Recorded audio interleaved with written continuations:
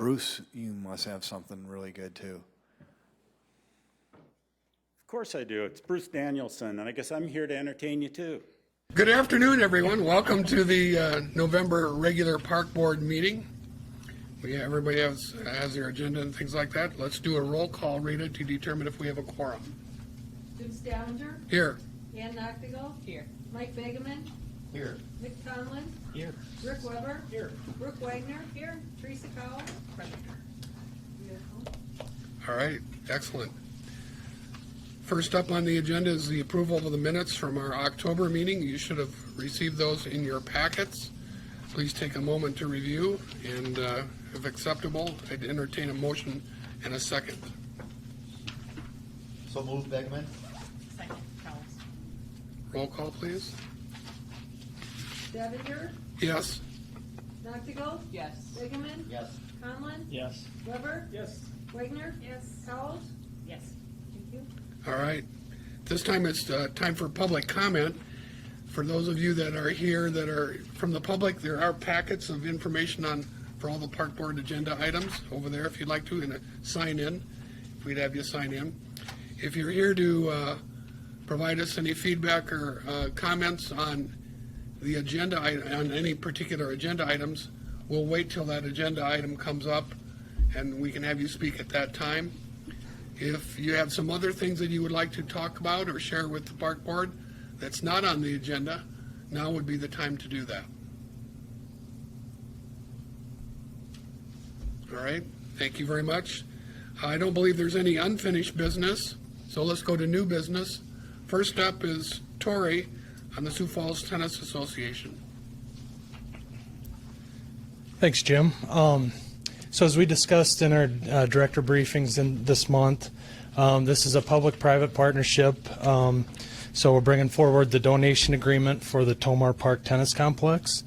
What this project will do is construct phase 1 of the updated Tomar Park Master Plan. That project is roughly about a $2.8 million project.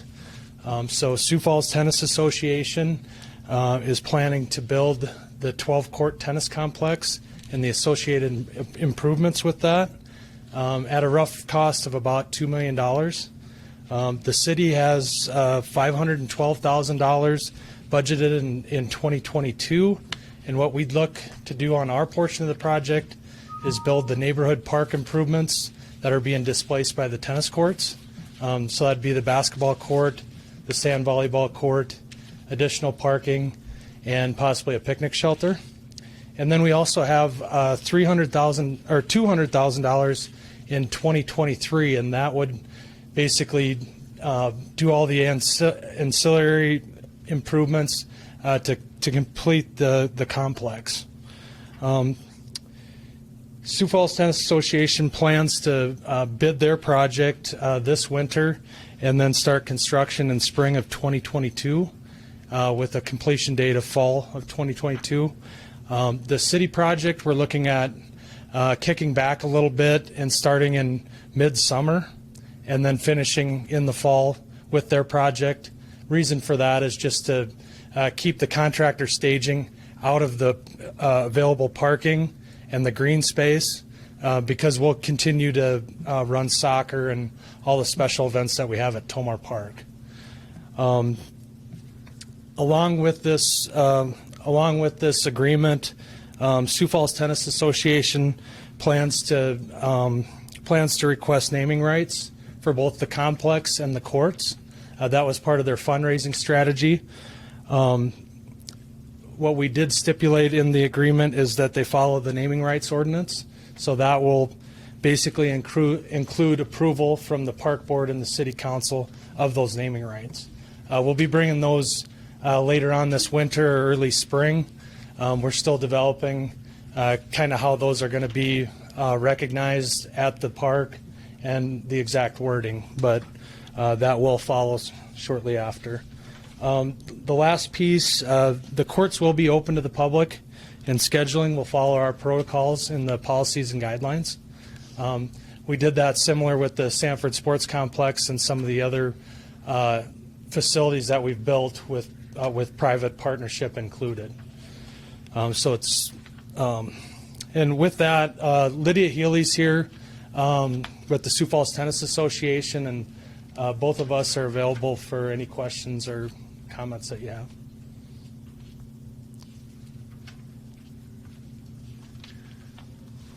Tori, do we have other examples of other park properties that have been named or naming rights? I know the Midco, but this is outside. Are there other ones that we have, or is this? The Sanford Sports Complex was, it was before the naming rights ordinance came, but that was a naming right that came with the donation of the that land. package? Yep. Wagner Arboretum would be. Oh, yeah, Mary Jo Wagner Arboretum, and also the education center, the Mabel and Judy Jasper. Mabel and Judy Jasper Education Center. So, Family Park, yep. several of those. Yep. Lydia, did you want to come on up and tell us how the fundraising is going? Yeah, it's going really well. We have 8 of the 12 courts sponsored already. We have the facility, we have a naming right for the facility. If we are authorized to build a shack or a tennis shed, we have that yet that we would like to get a name for, but we have multiple benches that we have sponsorship on. We're adding shade structures. So we're almost there. I mean, but we plan to go ahead and with the bidding and start in the spring. So we might just have to have a couple things, just wait until spring, but we're ready to build it. And how long will it take?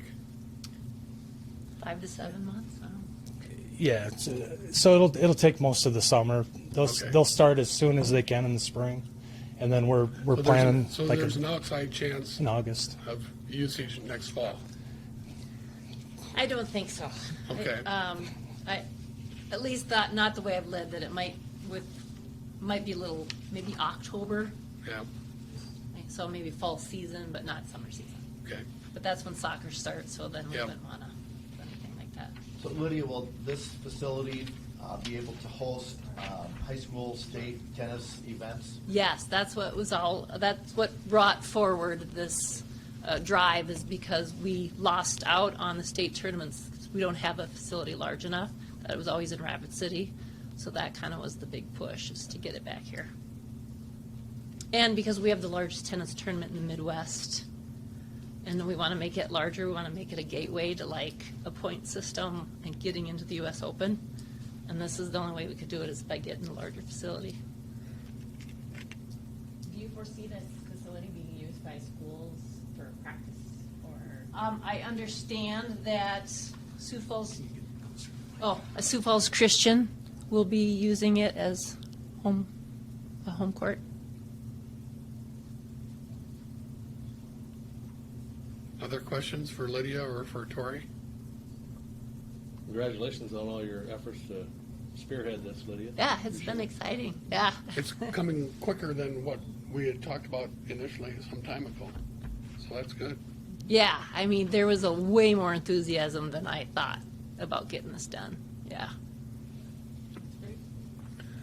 All right, thank you. Park Board, this donation agreement does require a recommendation to the council for their action. So I would entertain a motion for recommendation of approval to the city council. Recommend approval to the city council. Noctigal? Wagner, second. All right, let's take a vote, please. Stavinger? Yes? Noctigal? Yes. Seigerman? Yes. Conlon? Yes. Weber? Yes. Wagner? Yes. Howell? Yes. Thank you. All right. Congratulations. All right. Next up, looks like it's Kelby, right? Yes, thank you, and good afternoon. This holiday lighting project agreement is for 2 city-owned lots at 220 and 300 West Lotta Street. This is just to the east of Minnesota Avenue, adjacent to Tomar Park. The neighborhood there has, over the years, developed a kind of a neighborhood-wide holiday lighting plan where the whole neighborhood gets involved, and Last year, you can imagine that these two vacant lots sat dark.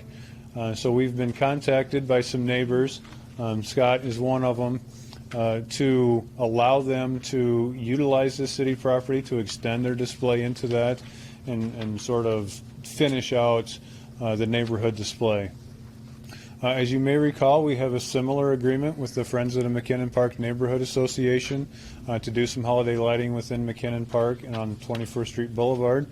So we use that as a template for this agreement. The agreement will be with Winfield Corp. It was a company that is owned by one of the neighbors there on Lotta. And so it's provided the liability insurance necessary for the agreement, and that's why the agreement is with Winfield Corp. Really very similar in time frames that they putting it up. One point of contact for us, which will be Scott, that the project needs to be removed no later than April 1st. There are no utilities on the property, city utilities on the property, so any of the utilities necessary for the lighting display will come from the neighboring properties at their expense. Do have an exhibit at the back of the agreement which will show you the two side-by-side lots right there, kind of almost in the middle of the block on Lotta, and its proximity to Tomar Park. So with that, we'd be happy to answer any questions, and staff does recommend approval of the agreement.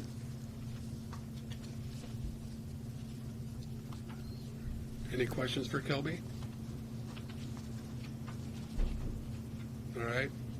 I'd entertain a motion to approve the Lights on Lotta agreement. Move to approve.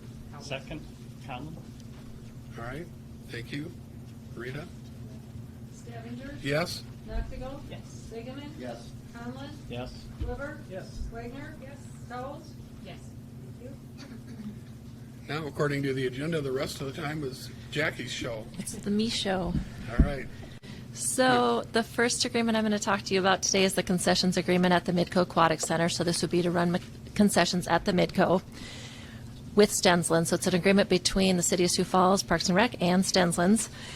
Within the agreement itself, really no changes except for the term. So the term is now beginning January 1st, 2022, and it will be a 2-year term expiring December 31st of 23. So this has previously been a 1-year term, but moving to a 2-year term. So that's the one change there. And then beyond that, it's just the menu. So just an updated menu for you all to see what they are currently offering at the Midco today. And I do have Leah here with me, and we would be available to answer any questions.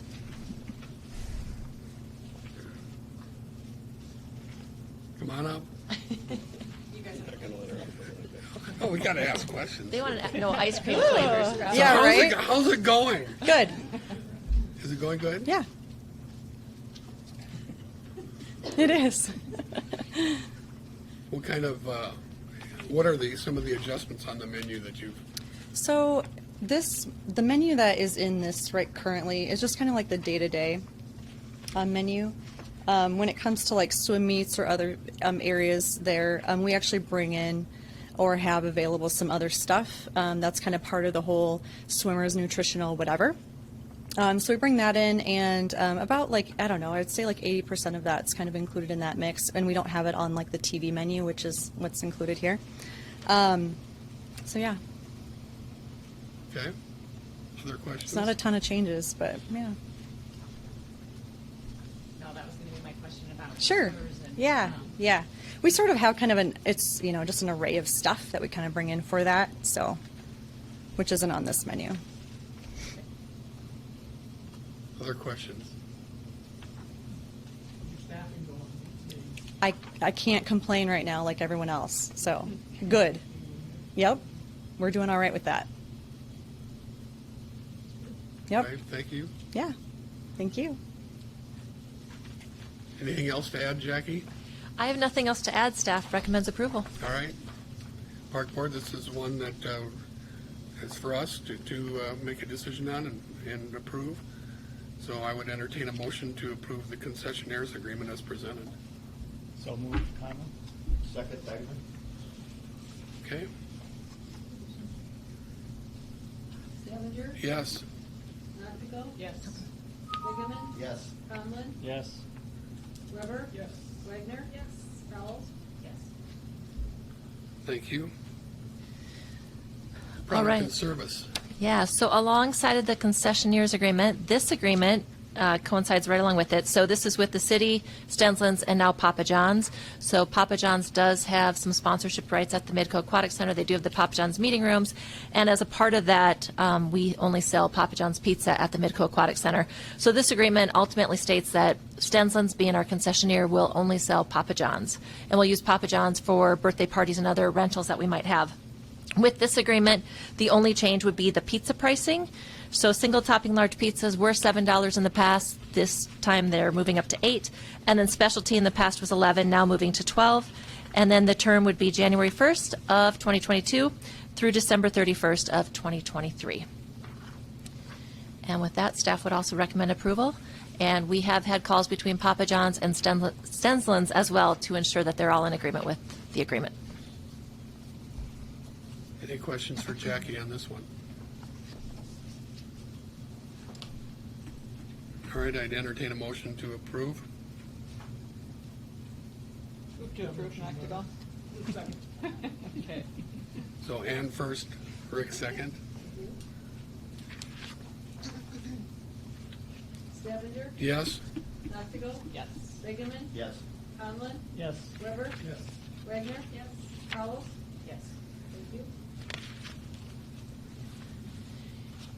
Keeping with the Midco Aquatic Center, this next agreement is the sponsorship agreement with Children's Dental Parkway Orthodontics. So this agreement expires at the end of the year as well. This new agreement ultimately just has a change in dollar amount and term. So if you look at the back page, page 6, that's where you will see the new term and dollar amount. So they are moving from a $10,000 to a $5,000 dollar amount just due to other partnerships and sponsorships that they currently have in the community. But then they are moving to a 5-year agreement.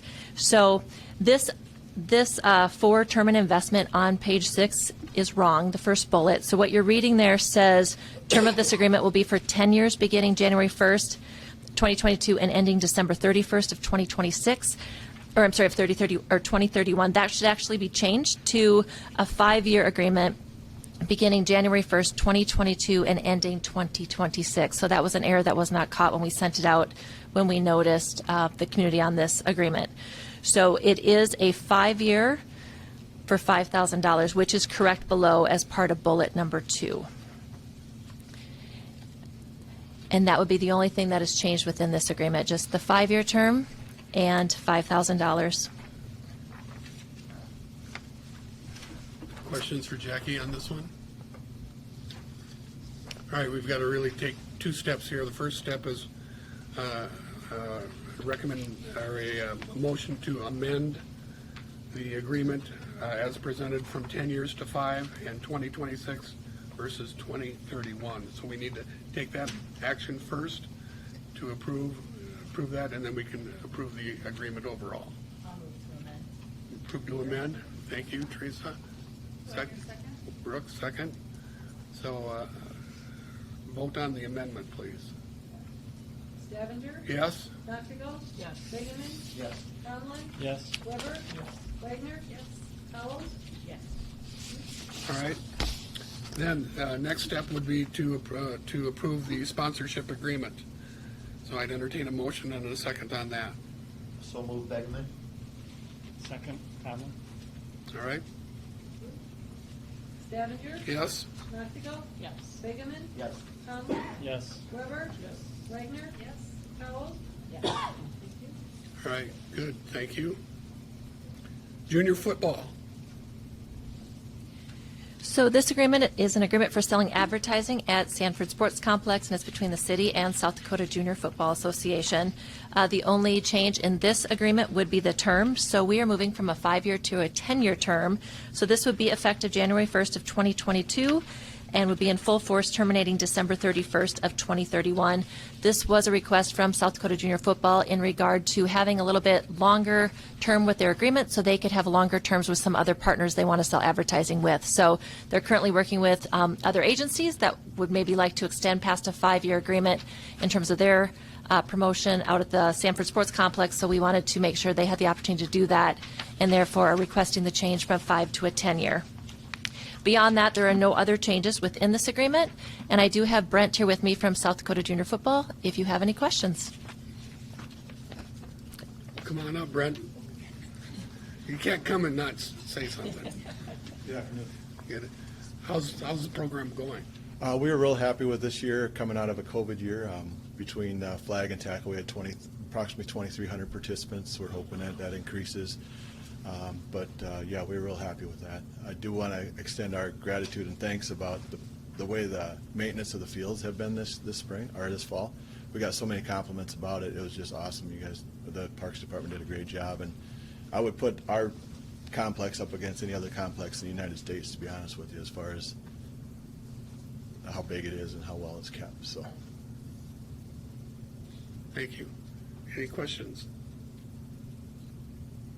This will help you generate more stable long-term revenue. They'll give us a few more options going from 5 to 10 in case we run into a sponsor that might want to have a longer term.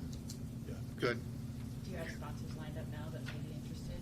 We have some sponsors that where the contracts are running up this year, because this will be our going into 11, so we're going to reconnect with them and hopefully expand, fill a few more panels. So. And I believe we're also going to update the city logo on each of our scoreboards as well, because there's a new logo that we need to put on. So. Okay, thank you. All right, thank you. Thanks, Brent. And with that, staff recommends approval. All right. So let's entertain a motion to approve the agreement for selling advertising at Sanford Sports Complex with South Dakota Junior Football. Move to approve, Knoxville. Second. All right, Rita? Scavenger, Yes? Knoxville, Yes. Seigerman, Yes. Conlon, Yes. Weber, Yes. Wagner, Powell, Yes. All right, thank you. Jackie? Visitor Center. Yeah, Visitor Center at Falls Park. So the Falls Park Visitor Center is a management agreement between the City of Sioux Falls and the Chamber. This current agreement does expire at the end of the year. With a management agreement, there's additional steps that need to take place. So with the management agreement, first of all, you have to go through the park board approval, and then you have to go to City Council informational, and that needs to occur 7 days prior to actually presenting it at City Council. And then after City Council approval, they wait 20 days for a wait period before it can actually become effective. So bringing this agreement to you now due to, based on a little bit of timing, but it will, if it's approved here today, go to informational next Tuesday and then City Council on the 7th, so it's effective January 1st. That being said, along with this management agreement, there are recent discussions between the Chamber and Experience Sioux Falls regarding legal status and structure. So they're working through what their future is going to look like as entities in and of themselves. Therefore, this agreement, instead of being a 5-year agreement, is a 9-month agreement to give them the opportunity to work through their discussions and then for the city to come alongside of them as we see fit. So therefore, because their discussions are probably going to extend into 2022, we needed an agreement in place in January, but we're going to just go for that 9 months to make sure everybody has decided what they want to do for the future. The end date, therefore, coincides with the Chamber's fiscal year, so that's where that September 30th comes from. If we need to adjust, we did put a clause in there that we could adjust based off of what the decisions are made as later on between the Chamber and the CVB. With that, in this agreement, beyond that term, that 9-month term, there's a few other changes. So first of all, CVB is now referred to as a chamber throughout this agreement. So the previous one had them listed as CVB. In Section 3, scope of services, number 5, we just added at the very end of it, other print and digital marketing. So there were specific marketing magazines and pieces detailed out, different tourism magazines. We've gotten rid of those specific names and just put other print and digital marketing. And then finally, in Section 9, hours of operation, that language has changed just to say hours just need to be pre-approved by the director of the department. So in the past, the agreement had it where they specifically spelled out months, days, times, and we all know with COVID, things change and things happen. So rather than having to have them live true to specific hours, dates, and times, we thought we'll work with them on what hours they set, and as they adjust, they'll just run them by us to adjust accordingly. So just a few small changes, the big one being the term, just being that 9 months, but we do have the provision in there that we can terminate if needed and then redo the agreement based on what the decision is between the Chamber and the CVB. And with that, I do have Terry Ellis Schmidt here with me as well, if you have any questions in regard to the Chamber or the CVB.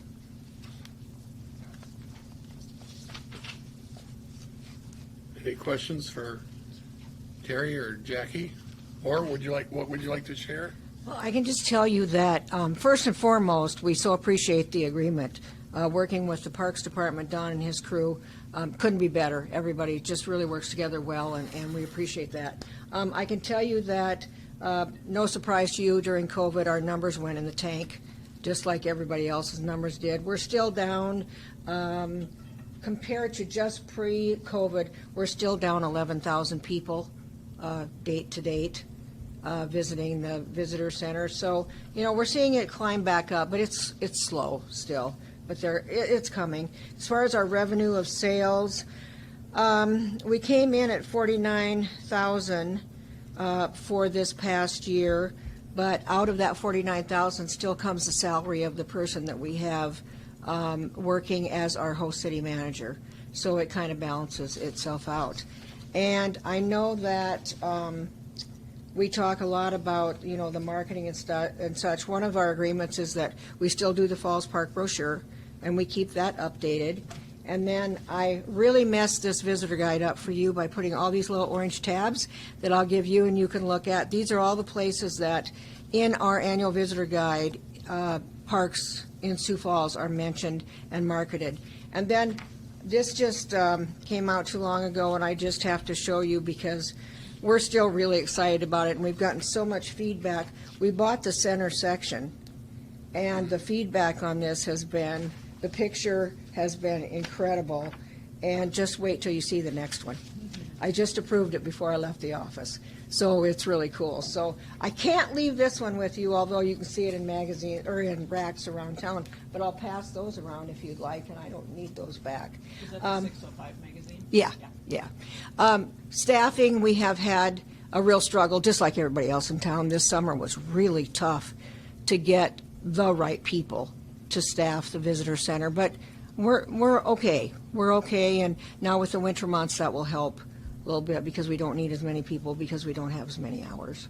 So as far as the Convention and Visitors Bureau, now called Experience Sioux Falls, becoming independent from the Chamber. That process is really moving along now, and actually tomorrow at 1:30 there is a major meeting where we're expecting to probably either seal the deal or be really close to sealing the deal.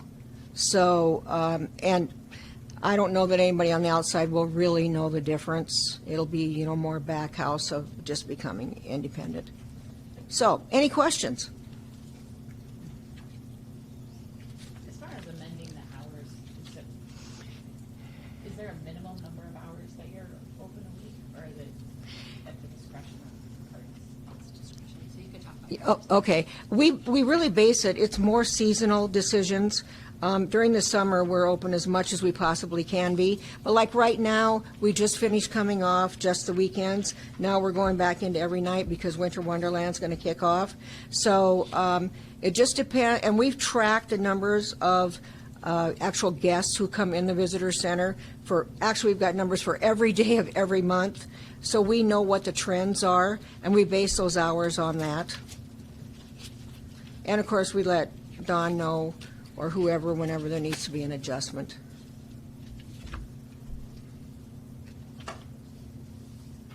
Other questions? Again, thanks so much, and again, congratulations on the softball award from last night. It's easy to go and bid those tournaments. That's all the fun and rah-rah, but you guys, all your people do the real work, and we are constantly hearing about how great our fields are, so thank you so much for that, too.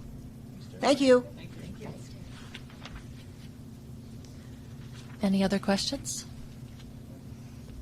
So this is an item that requires council review and approval. Yep. So our action is a motion to recommend approval to the city council. So I'd entertain that motion in a second. So moved. Snyder, second. All right? Stavinger? Yes? Nachtigal? Yes. Bigeman? Yes. Conlon? Yes. Weber? Yes. Wagner? Yes. Powell? Yes. Thank you. Good. Thank you. All right, report of the director. Yeah, excuse me. The, in your packet is the golf report like you normally see every month. I just wanted to draw your attention to the year-to-date totals on the EBITDA line. That exceeds $1 million, which is almost double what the budgeted projection for EBITDA is for the golf course operations. Obviously, going into the winter months, those are months that we don't generate revenue in excess of expenses for the most part, especially November and December. We really don't budget much for anything for revenue, but just another incredible year at golf courses across the city system, and Justin and his team are doing an incredible job, and excited about what could happen once we get this facility replaced and be able to accommodate more and more events, which obviously are very helpful from a financial standpoint, but also allows for other events, graduation ceremonies, weddings, those kinds of things that Landscapes has really done a good job of promoting and booking other events beyond just golf. So it really creates more of a community type attraction than just for the golfers themselves. So great news on that front. Also want to let you know that last night was, again, a big night. You remember our agenda from last month. A lot of things progressed onto the city council meeting. The zoo management agreement was approved. The Arboretum Society agreement was approved. The Chris Cale Memorial plaque was approved. The bleacher donation was approved. I think it was 9:30 or 10 before we got out of there, because they also wanted to talk about garbage and collection and that kind of stuff. So that kind of dominated the night, but great night last night for getting those things approved. Also wanted to share, if you happen to go down to Falls Park, or if you haven't been by lately, Tori told me that the new sidewalk that comes in off Phillips Avenue, when you go under the trestle from the south going north, is in now. And so there's actually a sidewalk that you can walk on, so you don't have to walk in the street. And so it's been a great addition to that project, along with the parking lots on the east side of the park being resurfaced as well. And then we're just waiting on the bridges for the Cherry Creek Trail out on the city's west side. It's all been paved, backfilled, seeded, and so now we're just waiting on the supply chain to really kind of catch up to getting those bridges installed, and then we'll be able to obviously open that up. So nice work, Tori, on getting those two projects done. And then I'd like to have Kelby give us a little update on some things such as Winter Wonderland and a few other updates. All right, thanks, Don. Well, I'll start with that last week we hosted an aquatic facility operators course virtually, which is a course from that's put on by the National Recreation and Parks Association. And through that, we got 4 additional of our aquatic facility operators certified as aquatic facility operators. So essentially across the city now we've got 6. We call them AFOs for short, but that's good training and good certification for them to have, and great information and just knowing how to operate our aquatic facilities across the city. Another update for you is that the Tuthill House project is underway. Visited with the contractor this afternoon, and he's going to start tomorrow. Tearing off the old roof and doing new roofing is going to be the first part of it. The asbestos siding has already been removed. Also, the deck has been removed as well. So it's been a little over a year, but that project is finally moving, and looks like we'll definitely have something done. Completion date for that project is the 1st of June.